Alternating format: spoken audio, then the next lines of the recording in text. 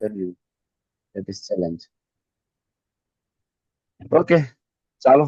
તો શત્રુઓનું દમન કરનારા અર્જુન દ્રવ્યમય યજ્ઞ, બરાબર, આગળના જેટલા પણ યજ્ઞ થયા ને, દાન કરો, વ્રત કરો, બરાબર, તપ કરો, આ બધા યજ્ઞ છે ને, એના કરતા જ્ઞાન યજ્ઞ શ્રેષ્ઠ છે. કારણ કે આ બધા યજ્ઞનો ઉદ્દેશ્ય શું?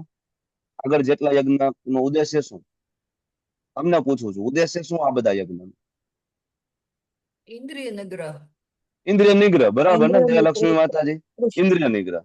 તો ભગવાન આ કૃષ્ણની બધું પ્રાપ્તિ. ઇન્દ્રિય નિગ્રહ કરીને શું કરવાનું? તો કે ઇન્દ્રિય નિગ્રહ થાય તો મનની શુદ્ધતા થાય ને તો તમે શાસ્ત્રને સમજી શકો. બરાબર.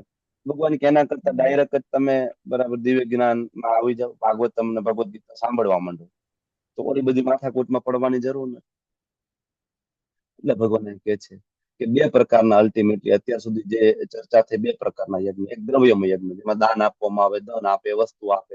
અને બીજું યજ્ઞ જેમાં વેદો વાંચે, ભગવદ ગીતા ભાગવતમાં આપણે વાંચીએ છીએ. બરાબર.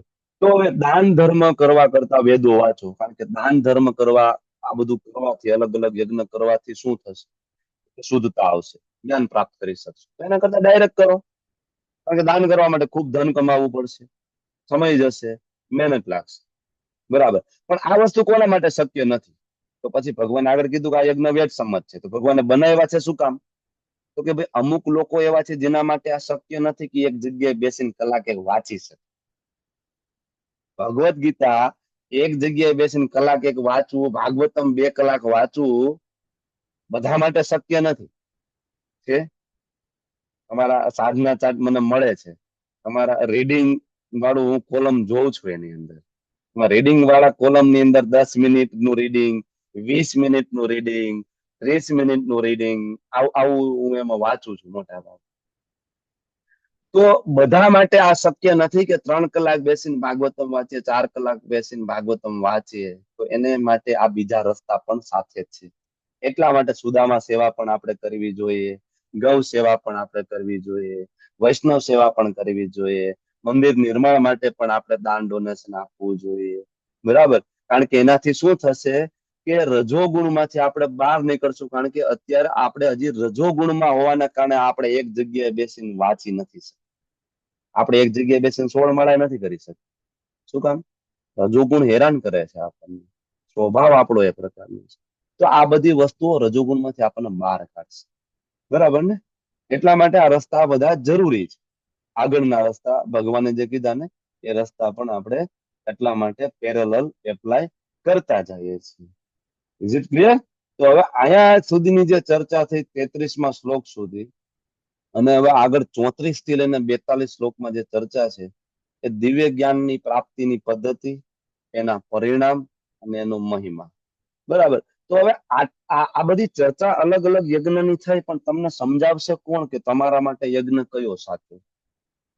બરાબર, કોણ સમજાવશે? ત્યારે ભગવાન હવે આપણને 4.34માં કહે છે, તદ્વિધિ પ્રણિપાતેન પરિપ્રશ્નેન સેવયા ઉપદેક્ષ્યંતિ તે જ્ઞાનમ જ્ઞાનીન તત્વદર્શિન. આની અંદર ભગવાને ડાયરેક્ટ ઓર્ડર આપ્યો છે, દીક્ષા લેવી જોઈએ. આપણું આ પ્રભુજી, ભક્તિ શાસ્ત્રી. સુદામા સેવાની. હરે કૃષ્ણ. બોલો ને દયાલક્ષ્મી માતાજી, શું કહો છો? પ્રભુ, તમે કીધું સુદામા સેવા એટલે શું? આપણા મંદિરમાં સુદામા સેવા એટલે દર મહિને, જો પ્રભુપાદે એક ઓર્ડર આપ્યો, પ્રભુપાદનો ઓર્ડર એવો છે કે દરેક મંદિરો, એકચ્યુઅલી પ્રભુપાદ એક મંદિરમાં વિઝિટ કરવા ગયા અને પ્રભુપાદે પૂછ્યું કે આ મંદિરનો જે રૂટીન, જે રેગ્યુલર ખર્ચો કેવી રીતના છે? બરાબર. તો એકચ્યુઅલી બુક ડિસ્ટ્રીબ્યુશન માંથી જે પૈસા આવે ને, અથવા જે ડાયરેક્ટ મોટું જે CSR ને જે દાન આવતું હોય ને, એ મંદિરના રૂટીન માટે વાપરવાનું પ્રભુપાદે નથી કહ્યું. પ્રભુપાદનો ઓર્ડર એવો છે કે જે ધારો કે તમે 1 કરોડ રૂપિયા દાન આપ્યા ને, મંદિરમાં 1 કરોડ રૂપિયા દાન આપ્યા, તો 1 કરોડના 2 ભાગ કરવાના છે. 50 લાખ રૂપિયા છે એ તમારે માત્ર બુક પ્રિન્ટિંગ માટે સાઈડમાં મૂકવાના છે, બુક ડિસ્ટ્રીબ્યુશન માટે. 50 લાખ રૂપિયા તમારે મૂકવાના છે મંદિરના આગળના ભવનના નિર્માણ માટે. બરાબર. તો 1 કરોડ રૂપિયા તો ત્યાં તમે મૂકી દીધા, તો મંદિરનું રૂટીન કેવી રીતના ચાલશે? મંદિરનું લાઇટ બિલ, બરાબર, મંદિરના ઠાકોરજીનો રોજ જે ભોગ લાગે એ બધી સેવા, બરાબર, ઠાકોરજીના બરાબર એમના કે વાઘા, મતલબ એમના ક્લોથ્સ, આ બધું ક્યાંથી આવશે? તો તો એના માટે પ્રભુપાદે સજેસ્ટ કર્યું હતું મંથલી સબસ્ક્રિપ્શન, કે તમારા મંદિર સાથે જોડાયેલું જે લોકલ કોંગ્રીગેશન હોય એ કોંગ્રીગેશન પાસેથી મંથલી તમે સબસ્ક્રિપ્શન લો. બરાબર, તમે કોઈ જીમ જોઈન કરતા હોય, બરાબર, તો તમે કેમ ને મંથલી તમે ફી આપતા હો છો, એમ આપણે પણ આપણા મંદિરમાં મંથલી સબસ્ક્રિપ્શન આપવું જોઈએ. એનું નામ છે સુદામા. બરાબર. હા, એમાં ઘણા બધા હા, પ્રકાર છે. હા ભાવનગરમાં નિત્ય સેવા કે છે એટલે મને ખબર નહોતી. હા હા, ના ના, બરાબર. બધા મંદિરમાં અલગ અલગ, એકચુઅલી સુદામા સેવાના ઘણા બધા પ્રકાર છે. એમાં 500 રૂપિયાથી ચાલુ થાય ને 1 લાખ રૂપિયા સુધીની સેવા હોય છે. અને ઘણા બધા લોકો આપણા મંદિર ઇસ્કોન મેંગલુરુમાં કરતા હોય છે. બરાબર. અને એનાથી મંદિરનું રોટેશન થવું જોઈએ. નહીં કે તમે દાન આપો, બરાબર, 1,00,000-2 લાખ રૂપિયા, તો એનાથી મંદિરનું રોટેશન ના થાય એવો પ્રભુપાદનો ઓર્ડર છે. એક ભાવાર્થ પણ છે ભાગવતમની અંદર. હમણાં 2 દિવસ પહેલા ઇસગ્રેસ નામિષ્ઠા પ્રભુ એ ભાવાર્થ ઉપર અમે બહુ ડિટેલમાં ચર્ચા કરતા હતા. પ્રભુપાદે બહુ સ્ટ્રિક્ટ ગાઈડન્સ આપ્યું છે મંદિરનું રોટેશન કેવી રીતના ચાલે. તો આપણે બધાએ સુદામા સેવાના આ બધા સબસ્ક્રિપ્શન મંદિરમાં આપવા જોઈએ. બરાબર. ઓકે. હવે હું ચર્ચા કરતો હતો 34મા શ્લોક ઉપર, તદ્વિધિ પ્રણિપાતેન પરિપ્રશ્નેન સેવયા ઉદ્દેશ્યંતિ તે જ્ઞાનમ જ્ઞાનીન તત્વદર્શિન. એમાં ભગવાન ડાયરેક્ટ આપણે દીક્ષા લેવા માટે ઓર્ડર આપી રહ્યા છે. તમારે દીક્ષા લેવી જોઈએ. તો હું તમને એ કહી રહ્યો છું કે આયા 50-55 ની જે આપણી ભક્તિ શાસ્ત્રની સ્ટ્રેન્થ છે, ભક્તિ શાસ્ત્રી પૂરું થતા થતા આ 50 લોકોની દીક્ષા થઈ જવી જોઈએ. તો આ ભક્તિ શાસ્ત્રી તમે જે કરો છો, બરાબર, એનું અલ્ટિમેટલી કંઈક, બરાબર, તમે સ્વીકાર્યું છે જીવનની અંદર. કે 2 વર્ષમાં તો દીક્ષા માટે તમે રેડી થઈ જવા જોઈએ ને. બરાબર. તો હું ફરીથી કહું છું કે આપણે શેલ્ટરનું ફોર્મ ભરવાનું ચાલુ કરી દીધું છે.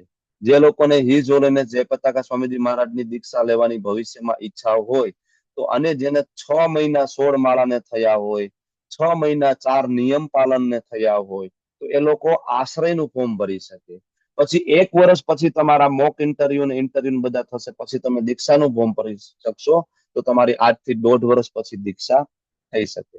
1.5 થી 2 વર્ષનો સમય મિનિમમ જોઈએ. બરાબર. એમાં પણ તમારા ઘણા બધા ઇન્ટરવ્યુ લેવાય. આજ બપોરે જ ઇન્ટરવ્યુ ચાલુ હતું. જે લોકો હાજર હશે ઇન્ટરવ્યુ, મને ખબર હશે. બરાબર. એક વ્યક્તિનું ઇન્ટરવ્યુ 1 કલાક સુધી ઇન્ટરવ્યુ ચાલ્યું. બરાબર. કેવા પ્રકારના પ્રશ્ન પૂછાય છે તમને બધાને ખ્યાલ હશે. બરાબર. જયપતાકા સ્વામીજી મહારાજના ઇનિશિયેશન માટે ઇન્ટરવ્યુ ઘણી વખત 3-3, 4-4 કલાક સુધી પણ ચાલેલા છે. અમારો પોતાનો ઇન્ટરવ્યુ છે એ ઓલમોસ્ટ 1 કલાક સુધી ચાલેલો ઇન્ટરવ્યુ છે. Almost 1 hour. બરાબર. તો ઓલમોસ્ટ બધું પૂછી લેતા હોય, સંસાર દાવા મંગલા આરતી થી લઈને બધું. બરાબર. કંઠસ્થ કરેલી છે કે નહીં, એના અનુવાદ થી લઈને ભાવાર્થ થી લઈને બધું બહુ ડિટેલમાં હોય છે. તો તમે લોકો ટ્રાય કરી શકો અત્યારે શેલ્ટરનું ફોર્મ ભરીને. બરાબર. ભગવાન કહે છે તદ્વિધિ પ્રણિપાતે ને પરિપ્રશ્ને સેવયા, સદગુરુના શરણે જવાનું. બરાબર. એમને વિનમ્ર થઈને પ્રશ્ન પૂછવાનો. કેવી રીતના? પ્રણિપાતે ન પરિપ્રશ્ન. પરિપ્રશ્ન એટલે શું? ડિસ્કશન. ગુરુ મહારાજ કઈક કહે છે તો આપણે એમાં આપણે મહારાજને કઈક પ્રશ્ન કરીએ, મહારાજ જવાબ આપે એને આપણે સ્વીકારીએ, કઈક એને કહેવાય ડિસ્કશન, પરિપ્રશ્ન.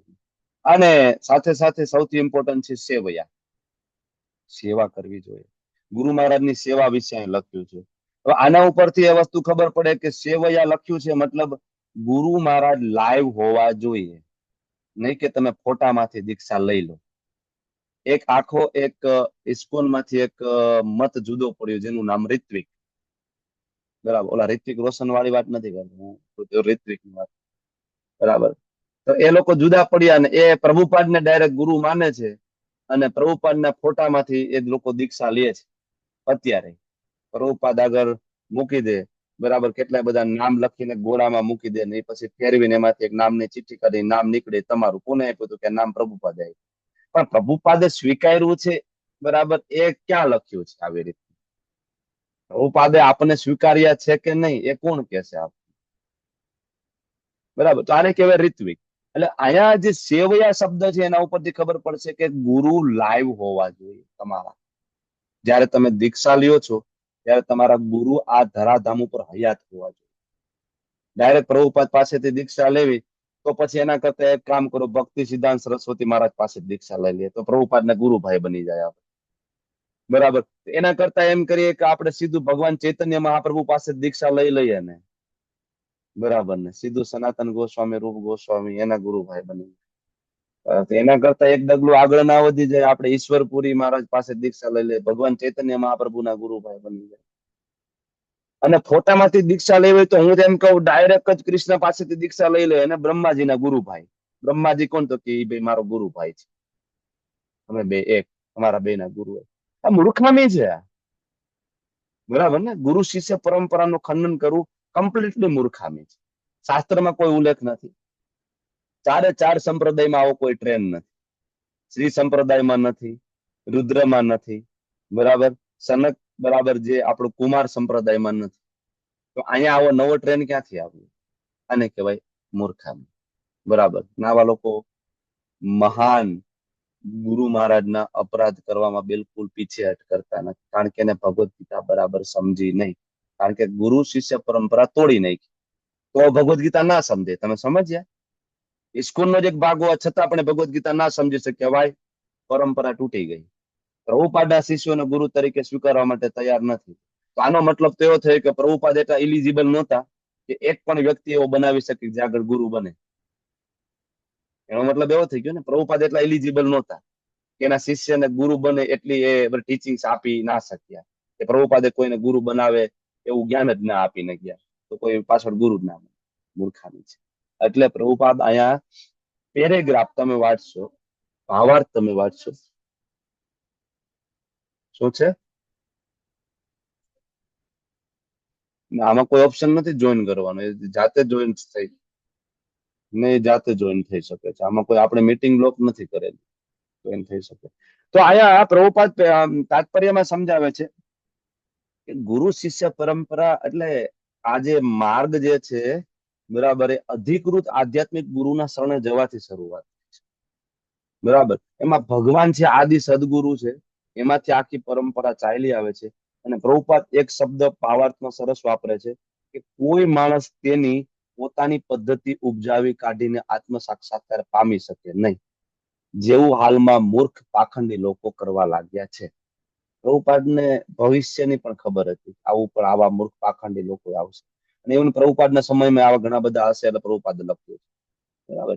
તો ધર્મ તો સાક્ષાત ભગવત પ્રણીતમ, ભગવાને પોતે ધર્મની રચના કરી છે. તમે બરાબર પરંપરાને તોડી નાખો તો પૂરું થઈ ગયું, તમને જ્ઞાન પ્રાપ્ત ના થશે. બરાબર. બીજું, પ્રભુપાદ ભાવાર્થમાં શિષ્યના લક્ષણો વિશે ચર્ચા કરે કે શિષ્ય કેવો હોવો જોઈએ. પેલી વસ્તુ, શિષ્યમાં શરણાગતિ હોવી જોઈએ. બીજું, દિન ભાવ હોવો જોઈએ. ત્રીજું, જિજ્ઞાસા હોવી જોઈએ. ચોથું, સેવા કરવાનો ભાવ હોવો જોઈએ. બરાબર. ચાર વસ્તુ હોવી જોઈએ શિષ્યની. પણ આપણને તો આપણા સિનિયર વૈષ્ણવમાં જ આપણને જયારે શ્રદ્ધા ના હોય, અને આપણે આપણા સિનિયર વૈષ્ણવને જ બાયપાસ કરતા હોય, તો આપણે કેવી રીતના શિષ્ય બની શકશું? બરાબર ને? કારણ કે શિષ્યની લાયકાત લખી છે, તાત્પર્ય વાંચો એની અંદર લખી છે. બરાબર. શરણાગતિ, દિનભાવ, જિજ્ઞાસા અને સેવા. આ ના હોય તો આપણે કેવી રીતના આગળ વધી શકશું? બરાબર. તો એક આગળ જે યજ્ઞની વાત થઈ ને, એમાં અહીંયા એક સરળ રસ્તો ભગવાને આપ્યો છે. 10 પ્રકારના યજ્ઞમાંથી હું કયો યજ્ઞ કરું, મને કેમ ખબર પડે? ભગવાન કે તારે ક્યાં ચિંતા કરવાની જરૂર છે? ગુરુ પાસે જા. બરાબર. તદ્વિધિ પ્રણિપાતે ન, વિનમ્ર થઈ પરિપ્રશ્ન ન, પ્રશ્ન પૂછ. અને પછી જય ગુરુદેવ. નહીં, એવું નહીં, સેવા કરવાની છે, ગુરુની સેવા કરવાની છે. વાણી સેવા અને વપુ સેવા, બે પ્રકારની સેવા. વપુ સેવા બધાને પ્રાપ્ત થાય એવું સૌભાગ્ય હોતું નથી, અને પ્રેક્ટિકલી એ શક્ય પણ નથી કે ગુરુ મહારાજના બધા શિષ્યોને વપુ સેવા મળે. બરાબર. પણ વપુ સેવા અને વાણી સેવામાં કોઈ ભેદ નથી. વપુ સેવા અને વાણી સેવામાં ખબર તો છે ને તમને? વપુ સેવા એટલે મહારાજ સાથે રહેવું અને મહારાજની ડાયરેક્ટ સેવા કરવી. બરાબર. મહારાજની ડાયરેક્ટ સેવા, મહારાજના કપડા, મહારાજ માટે કહેવાય કે ભોગ મતલબ પ્રસાદ બનાવવો. બરાબર. મહારાજની કોઈ મેડિસિન ચાલતી હોય એનું ધ્યાન રાખવું, મહારાજના પગ ચંપી કરવું, ઘણું બધું. બરાબર. તો આ બધા માટે પ્રેક્ટિકલી પોસિબલ પણ નથી, ને સુકૃતિ પણ ના હોય કે આપણને મળે. પણ વપુ સેવા અને વાણી સેવામાં કોઈ તફાવત નથી. મારા ગુરુ મહારાજ યુઝોલીને જય પતાકા સ્વામીજી મહારાજ ઇસ્કોન મેંગલુરુ આવ્યા, તો મારા ગુરુ મહારાજે ડાયરેક્ટ ઓર્ડર આપ્યો. બરાબર. કે ભાઈ તમે કેમ ઓનલાઈન પ્રીચિંગ ચાલુ નથી કરતા? વાય તમે મંદિર બંધ કરીને કેમ બેઠા છો? આ લોકડાઉન સમયની વાત છે. ફરીથી મારા ગુરુ મહારાજ જયારે ગયા વર્ષે ગુજરાત આવ્યા અને અમદાવાદ આવ્યા ત્યારે મારા ગુરુ મહારાજે ફરીથી આ વસ્તુ કહી, તમે ઓનલાઈન પ્રીચિંગ કરો. બરાબર, કારણ કે એવા ઘણા બધા ઇન્ટિરિયર વિસ્તાર છે જ્યાં ઇસ્કોન પહોંચી નથી શક્યું. આજે પણ ગામડામાં આપણે નથી પહોંચી શક્યા ગામડાની અંદર. બરાબર, પણ ગામડામાં ઇન્ટરનેટ તો છે, મોબાઈલ તો છે, તો આપણે શું કામ ઇન્ટરનેટ મોબાઈલ દ્વારા એને ઘરે ના પહોંચી શકીએ? મારા ગુરુ મહારાજનું વિઝન બહુ આગળ પડતું છે. બરાબર, કે ઇવન જ્યાં મંદિર પણ નથી, જ્યાં સેન્ટર પણ નથી, તો એ લોકોને પણ આપણે કેવી રીતના કૃષ્ણના શરણે લાવીએ. તો આ પણ એક ડાયરેક્ટ ઓર્ડર છે. તો તમે જો દીક્ષા લીધી હોય, તમે દીક્ષિત ભક્ત હોય, તો તમે વિચારો શું તમારી પાસે સેવા છે? તમારા કોઈ પણ ગુરુ મહારાજ હોય, તમે મારા ગુરુ મહારાજના ડિસાઇપલ હોય, મારા ગુરુ ભાઈ બહેન હોય, અથવા બરાબર કોઈ પણ બીજા મારા ગુરુ મહારાજના ગુરુ ભાઈ ઈશ્વરેશ ગોપાલ કૃષ્ણ ગોસ્વામી મહારાજ, રાધાના સ્વામી મહારાજના ડિસાઇપલ હોય, તો હવે પ્રશ્ન કરો કે શું તમારી પાસે તમારા ગુરુ મહારાજને પ્રસન્ન કરે એવી કોઈ સેવા છે કે નહીં? આ નથી તો એ સેવા ક્યાંથી મળશે એનો રસ્તો શોધો પહેલા. બરાબર, કારણ કે હોવું જોઈએ. ભગવાન અહીંયા આ રસ્તો આપણને બતાવે છે. બરાબર, કઠિન રસ્તા આગળ છે, સરળ રસ્તો છે. બરાબર, તદ્વિધિ પ્રણિપાતે ન પ્રણિપાતે ન સબ બી શિવલી, એવું નહીં મને બધું આવડે છે, નહીં ચાલે. પેલા વિનમ્રતા હોવી જોઈએ ને. આપણે આપણા ગુરુ પાસે જઈએ, આપણી પાસે વિનમ્રતા હોવી જોઈએ, નહીં તો આપણે કોણ જ્ઞાન આપશે? પરિપ્રશ્ને ન, કેવા પ્રશ્ન પૂછવાના છે? ભાગવતમ ની અંદર જયારે પ્રશ્ન પૂછવામાં આવે પરીક્ષિત મહારાજ દ્વારા, સુખદેવજી મહારાજ ખૂબ પ્રસન્ન થાય. ભાગવતમ ની અંદર જયારે પ્રશ્ન પૂછવામાં આવે નારદજી દ્વારા, બ્રહ્માજી ખૂબ પ્રસન્ન વારંવાર. સુદ ગોસ્વામી જયારે પ્રશ્ન પૂછવા, સોનકાદી ઋષિ દ્વારા પ્રશ્ન પૂછવામાં આવે, સુદ ગોસ્વામી પ્રસન્ન. કારણ કે પ્રશ્ન ભગવાનને અનુરૂપ હોવા જોઈએ એવા પ્રશ્ન હતા. એટલા માટે ત્યારે વિદુરજી ઉદ્ધવજી મહારાજને પ્રશ્ન પૂછે છે, ઉદ્ધવજી મહારાજ ખૂબ ખુશ થાય છે. તમે કેટલા સરસ પ્રશ્ન પૂછ્યા કે મને કૃષ્ણને યાદ કરવાનો મોકો મળ્યો. તો પ્રશ્ન પણ એવા હોવા જોઈએ જેનાથી આપણી આધ્યાત્મિક પ્રગતિ થાય. બરાબર, પણ જિજ્ઞાસા હોય તો પ્રશ્ન થાય. પ્રશ્ન ક્યારે થાય? રુચિ હોય તો પ્રશ્ન થાય ને. જાણવું જ નથી પ્રશ્ન શું કામ થાય? હા, પ્રભુપાદના શિષ્ય પ્રભુપાદના નવા બુક્સ આવવાની રાહ જોઈને બેસતા. મેં આની પહેલા એક વખત કીધું હતું તમને. બરાબર, પ્રભુપાદ જે સ્પીડમાં પુસ્તકો લખતા હતા એ સ્પીડમાં આપણે વાંચી પણ ના શકીએ. આ સ્ટેટમેન્ટ છે હિઝોલીનેસ રાધાના સ્વામી મહારાજની. રાધાના સ્વામી મહારાજ કહેતા કે પ્રભુપાદ જે સ્પીડમાં લખી રહ્યા છે, જો એ સ્પીડમાં હું વાંચી નહીં શકું ને, બરાબર, તો હું પાછળ રહી જઈશ ને. પ્રભુપાદની નવી બુક આવી જશે, હું બરાબર પાછળ રહી જઈશ. તો હિઝોલીનેસ રાધાના સ્વામી મહારાજ સુતા નહીં, ઘણી વાર આખી રાત વાંચતા. કેમ? તો કે પ્રભુપાદની નવી બુક આવી જશે તો. અને પ્રભુપાદની નવી બુક પ્રભુપાદ આખી રાત બેસીને લખતા, આખી રાત બેસીને લખતા. બરાબર, તો એકચ્યુઅલી આ પરમ વૈષ્ણવનો ભાવ છે ને. આપણી હાલત શું છે? આપણે ભગવદ્ ગીતાને કવર ટુ કવર આજ સુધી વાંચી નથી હજી. ખબર નહીં તમે લોકોએ વાંચી લીધી હોય તો બહુ સારું કહેવાય, પણ કવર ટુ કવર 700 શ્લોક, બરાબર, આપણે હજી cover to cover, page to page આપણે વાંચી નથી. જયારે પ્રભુપાદના ડિસેપલ એવા છે જેને 50 વખત ભગવદ્ ગીતા વાંચી હોય, 111 વખત ચૈતન્ય ચરિતામૃત વાંચ્યું હોય, બરાબર, 151 વખત કૃષ્ણ બુક વાંચી હોય, એવા ડિસેપલ આજે પણ છે. બરાબર, સેવા કરીને આપણે વાત કરી બે પ્રકારની સેવા, વાણી સેવા, વપુ સેવા. બરાબર, તો એકચ્યુઅલી આજે તો ઇસ્કોન સાથે જોડાયેલા જે કોઈ ભક્તો હોય, મોટા ભાગે દીક્ષા લઈ લે પછી એવું માને કે બીજું કઈ જરૂરી નથી. હું 4 નિયમનું પાલન કરું, 16 માળા કરું, પણ એ તો તમારા માટે. તમે 4 નિયમનું પાલન કરતા હોય, 16 માળા કરતા હોય, કોના માટે? તમારી આધ્યાત્મિક પ્રગતિ માટે ને. તમે વિચાર કરો કે તમે તમારા ગુરુ મહારાજની શું સેવા કરી રહ્યા છો એનાથી. બરાબર, તો આ હંમેશા આપણે વિચારવું જોઈએ કે આપણને આ જ્ઞાન ક્યાંથી મળે છે. તમને જ્ઞાન ક્યાંથી મળે છે? ઇસ્કોન મેંગલુરુ 5 વર્ષથી પ્રયત્ન કરી રહ્યા છે ભગવદ્ ગીતાનું જ્ઞાન આપવા માટે. જે તમે નહોતા સમજી શકતા એ કન્સેપ્ટ પણ તમને અહીંથી ક્લિયર થયા છે. બરાબર ને? તો જ્ઞાન ક્યાંથી મળે? ઇસ્કોન મેંગલુરુ. બરાબર, તો તમારે એના માટે કઈક સેવાનો સોર્સ તમારી પાસે હોવો જોઈએ, ખૂબ ઇમ્પોર્ટન્ટ છે. બાકી શું થશે ખબર છે? સેવા સ્થિર, સોરી, જ્ઞાન સ્થિર નહીં થાય. તમે જો તમારા ગુરુ મહારાજની તમારી પાસે કોઈ સેવા નહીં હોય ને, તો તમે ગમે એટલા પુસ્તક વાંચી લો, જ્ઞાન તમારા હૃદયમાં સ્થિર નહીં. સેવા એટલે ઘરે વિગ્રહ સેવા, ભોગ લગાડવો, શ્રૃંગાર કરવો, મંગલા આરતી કરવી, જપ કરવો, આ પણ સેવા છે, પણ એ તો તમારા પર્સનલ આધ્યાત્મિક જીવનની પ્રગતિ માટે છે. પણ સેવા એટલે જેનાથી તમારા અને મારા ગુરુ મહારાજની સેવા થાય, બીજા વૈષ્ણવની સેવા થાય, બરાબર. અને આ પ્રેક્ટિકલી આ વસ્તુ જોવામાં આવી છે. જે લોકો આ ફેક્ટરને ધ્યાનમાં રાખે છે એને જ્ઞાન સ્થિર થાય છે. એ લોકો મુશ્કેલ પરિસ્થિતિમાં પણ ભક્તિમાંથી એનું પતન નથી થતું. તો રોજ રાત્રે સૂતી વખતે તમારે આ વિચારવું જોઈએ કે આજે મેં પ્રભુપાદની શું સેવા કરી, શું આજે મેં બુક ડિસ્ટ્રીબ્યુશન કર્યું, શું આજે મેં મંદિર લોકલ ટેમ્પલમાં જઈને કોઈ સેવા કરી, બરાબર. મેં આજે કેટલા લોકોને પ્રચાર કર્યો, મેં આજે ઓનલાઈન કોર્સની અંદર કો હોસ્ટ એડમિન તરીકે કોઈ સેવા આપી છે.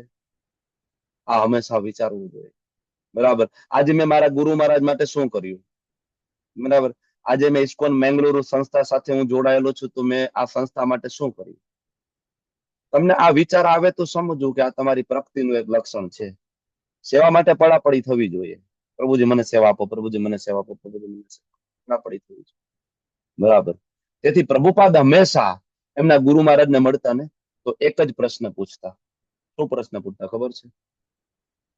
હાઉ કેન આઈ સર્વ યુ? આટલું જ પૂછતા કે ગુરુ મહારાજ હું તમારી સેવા કેવી રીતના કરી શકું, કારણ કે બાકી બધું જ તો મહારાજે આપ્યું. તમે કહો હું તમારી કેવી રીતના સેવા કરી શકું. તો આ મુદ્દો બહુ જ મહત્વનો છે. સદગુરુ સેવા, દીક્ષા તો આપણે લઈ લઈએ, બરાબર, પણ સેવા, there is the service. Service નથી તો એ જ્ઞાન તમારા હૃદયમાં સ્થિર નહીં રહે. જ્ઞાન હૃદયમાં સ્થિર નહીં રહે તો એક દિવસ તમે ભક્તિમાંથી પતન થઈ જશે, બરાબર. તો આ બહુ મહત્વની વસ્તુ છે જે આપણે સમજવાની જરૂર છે. તો જ્યાંથી આપણે આધ્યાત્મિક જીવનની શરૂઆત થઈ હોય, જ્યાંથી આપણે દીક્ષા લીધી હોય, જ્યાંથી ગુરુ આશ્રય પ્રાપ્ત થયો હોય, તો શું આપણી પાસે ત્યાંની કોઈ સેવા છે કે નહીં, આ વિચારવું જોઈએ. ઓકે, અહીંયા આપણે આ વિરામ લઈશું અને હવે આવતીકાલે મતલબ આવતા વીકમાં આ 4.34 નો ભાવાર્થ તમારે વાંચીને આવવાનો છે. તમારા માટેનું આ એક હોમવર્ક છે અને આનું ડિસ્કશન આપણે કરીશું ભાવાર્થ ઉપર, કારણ કે 4.34 નો જે ભાવાર્થ છે ખૂબ જ મહત્વનો છે. એની અંદર ઘણી બધી વસ્તુઓ છે જે આપણે શીખવાની છે, જીવનમાં ઉતારવાની છે. તો આ હોમવર્ક છે 4.34. ઓકે. વાંછાકલ્પતરુભ્યશ્ચ કૃપા સિંધુભ્યેવ ચ પતિતાનાં પાવનેભ્યો વૈષ્ણવેભ્યો નમો નમઃ. અનંત કોટી વૈષ્ણવ की जय, श्री प्रभुपाद की जय, गुरु महाराज की जय. हरे कृष्ण कृष्ण हरे कृष्ण हरे कृष्ण हरे, कृष्ण कृष्ण हरे हरे राम हरे राम हरे राम राम राम राम हरे. हरे